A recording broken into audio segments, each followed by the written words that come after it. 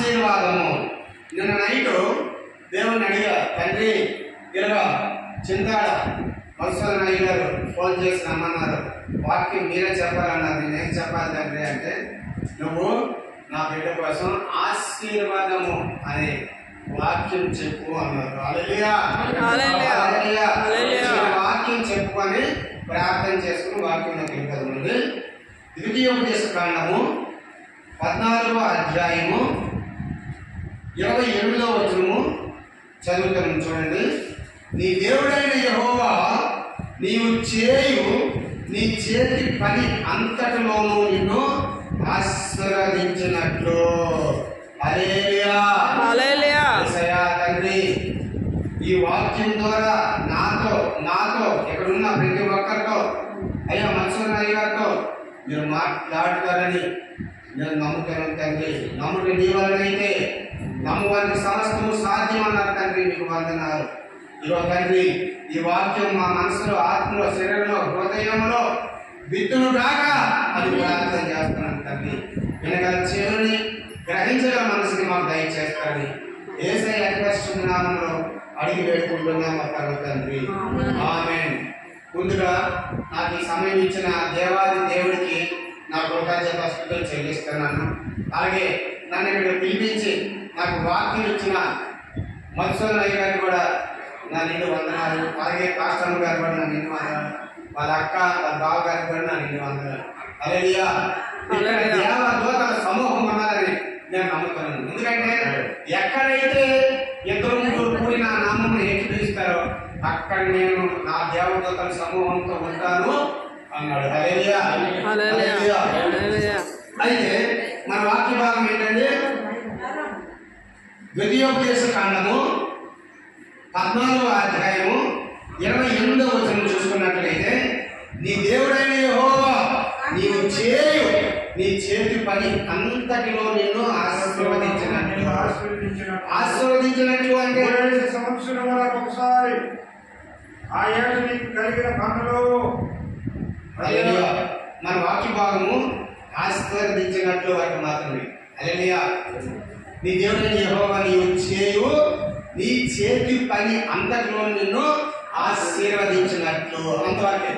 ఎందుకంటే దేవుడు మనకి ఎంతవరకు ఇచ్చారో అంతవరకే మనం మాట్లాడాలి. హల్లెలూయా హల్లెలూయా. అయితే మన దైవ సేవకులు మీరు అనొచ్చు, అయ్యా దైవ సేవకులు చేతి పని అంటారు. అవును, ఇది చేతి పనే కదా, సేవ చేయడం పనే కదా, అది పని కాదు. సేవ చేయడం అంటే ఆశ్రమస్తం కాదు. సేవ చేయడం అంటే చావుతో సమానం. ఒక పని చేసుకో, ఉదయం నుండి సాయంత్రం కష్టపడదు, సాయంత్రం నుంచి రెస్ట్ తీసుకుంటావు. మరొక రోజు ఎన్నని నీ ఇష్టమే, ఎలా పోయినా నీ ఇష్టమే. ముందు రోజు పని చేసినప్పుడు 1000 రూపాయలు ఇస్తే నేను వెళ్ళకపోయినా పర్లేదు, 2 రోజులు బియ్యం ఇస్తే నేను చదువుకుంటుకోవచ్చు. కానీ సేవ అలా కాదు. ఈరోజు ఇక్కడ, రేపు ఇంకొక కాడ, ఎల్లుండు ఇంకొక కాడ, అట్లా సేవ చేసుకుంటూ వెళ్ళిపోతూనే ఉంటారు. దేవుడు అందుకే అందరికీ కూడా ఒకటే మాట పలుకుతాడు. మనం అలాగా అర్థం చేసుకోవాలన్నమాట. నీ దేవుడైన యెహోవా నీవు చేయు నీ చేతి పని అంతటిలో కూడా, నువ్వు గొర్రెలు కాచే విషయంలోనైనా, సంఘాన్ని ఏర్పరిచే విషయంలోనైనా, సంఘాన్ని స్థిరపరిచే విషయంలోనైనా, నీ సేవలోనైనా, ప్రతి దాంట్లో కూడా నేనేమంటున్నాడు, ఆశీర్వదిస్తాను అంటాడు. హల్లెలూయా. ఆశీర్వాదము ఈ మందిరం మీదకి ఈరోజు వచ్చిందండి. ఇంత ముందు రాలేదంటే వచ్చింది. కానీ ఆ ఆశీర్వాదము, ఈ ఆశీర్వాదము దేవుడు ఇస్తున్నాడంటే దేవుని గురించి ఇస్తున్నాడు. ఆయన ప్రణాళిక ఎలా ఉందో, ఆయన మాట ఎలా ఉందో, ఆయన ప్రణాళిక మనకు అర్థమవుతుందా? ఆయన తలంతులు మన తలంతులు అంటే, ఆయన ఊహలు మన ఊహలు అంటే, ఆయన మాటలు మన మాటలు అంటే కాదు. ఆయన మాట వేరు, మన మాట వేరు. హల్లెలూయా. అట్లాగే 15వ అధ్యాయము 4వ వచనం చూసుకున్నట్లయితే చెప్తారా? చెప్పండి. నీవు స్వాధీనపరుచుకున్నట్లు నీ దేవుడైన యెహోవా నీకు స్వాస్థ్యముగా ఇచ్చిన దేశంలో యెహోవా నిన్ను నిత్యముగా ఆశీర్వదించును. హల్లెలూయా హల్లెలూయా హల్లెలూయా. నీవు స్వాస్థ్యము స్వాధీనపరచుకున్నట్లు నీ దేవుడైన యెహోవా నీకు స్వాస్థ్యముగా ఇచ్చుచున్న దేశంలో. నీకు ఏ దేశం స్వాస్థ్యముగా ఇచ్చాడు? అప్పుడు మీరు ఎక్కడున్నారు? హైదరాబాద్ లో ఫస్ట్ పుట్టిందైతే చింతాడులోనే, కానీ జీవనోపాధి హైదరాబాద్ లో చేసి హైదరాబాద్ లో ఉన్నారు. కానీ దేవుడు ఏమంటున్నాడు? నీ స్వాధీనపరచుకున్నట్లు నీవు స్వాధీనపరచుకున్న నీ దేవుడు నీకు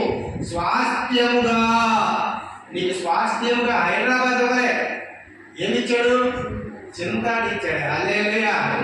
నీకు స్వాస్థ్యముగా ఇచ్చుచున్న దేశంలో, నీకు స్వాస్థ్యముగా ఇచ్చుచున్న దేశంలో యెహోవా నిన్ను నిశ్చయముగా, కొంచెం అంటుందా, ఎంత అంటుందా, నిశ్చయముగా ఆశీర్వదిస్తానంటే. హల్లెలూయా. ఎక్కడ ఆశీర్వదిస్తానంటాడు? చింతాడ గ్రామంలో. ఈ చింతాడ గ్రామంలో మిమ్మల్ని ఎలా ఆశీర్వదింపబోతున్నాడు అంటే, దేవుడు ప్రణాళిక మీ మీద ఎలా ఉందో, ఎలా ఆశీర్వదిస్తానంటున్నాడో చూసుకోండి. హల్లెలూయా. బహుగా ఆశీర్వదిస్తానంటున్నాడు. ఎలా ఆశీర్వదిస్తానంటున్నాడు? బహుగా. హల్లెలూయా. హల్లెలూయా. హల్లెలూయా.